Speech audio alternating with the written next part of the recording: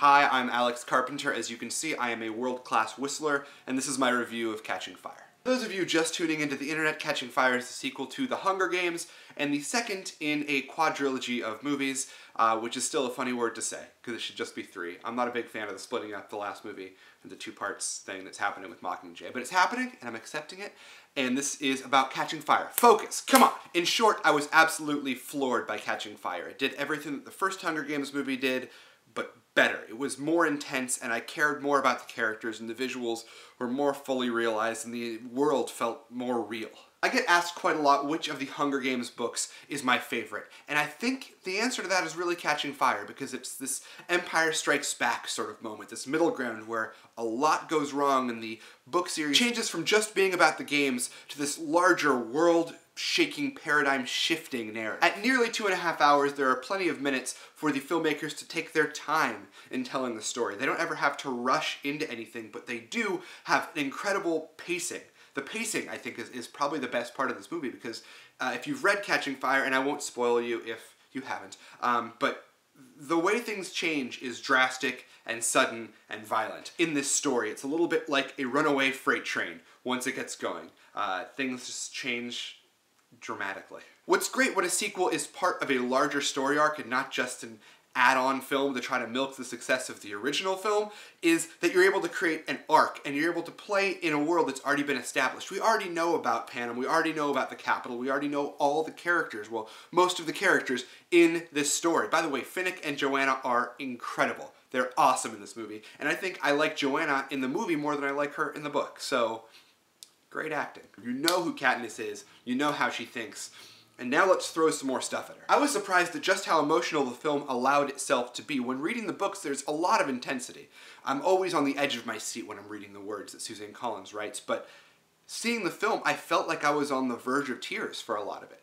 There were a lot of moments when Jennifer Lawrence would pull something out of the character I didn't even realize was there, reading the words. But visually, when you see someone confronted with these terrible things that they have to go through. There's a moment at the beginning of the film where she is talking to Rue's family, and the unexpected intensity of that entire moment, that and the stuff that happens on the steps there, just woof. Trying to not spoil anyone, there will be spoilery stuff at the end. I feel like a film like this has the propensity to be just a big action blow-up thriller, and to be sure, there are those parts which are very actiony and very blowy-uppy, and things are thrilling. What anchors Catching Fire and makes it really an excellent film is the acting.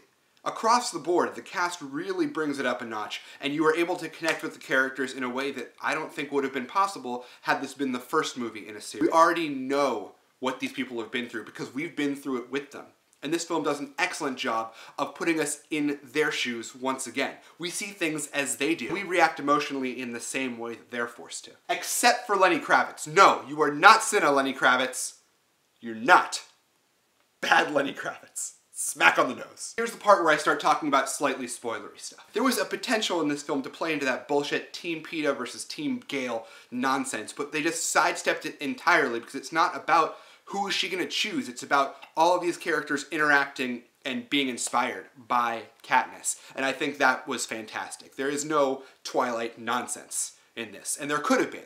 It's a studio thing. They could have tried to make it a thing, but they didn't, and I'm happy about that. The one sad thing, wait, there was a lot of sad things. I walked out of this movie very broken and sad. But the one sad thing that I thought immediately after leaving the theater was that was the last time that we get to see, you know, the PETA that I like. Because I like PETA. I like PETA. I'm a fan of bread. After that, he's like, really all the characters in Mockingjay really go right off that deep end. It'll be very interesting to see in Mockingjay how all of these actors portray the wheels coming off the sanity of their respective characters. Overall, I loved it. I can't wait to go see it again to find all the little things that I missed. And if this is the dark, gritty, and real direction that the series is headed, I am very excited to see what they have the guts to do in Mockingjay, because it felt like they did not pull any punches in Catching Fire. And I loved it for it. What did you think of the movie? Let me know in the comments. Please try to keep major spoilers out of it, because some people have not read the books and have not seen the movie yet. They're missing out. But I hope that you're having a swell day. I will see you very soon, and until then,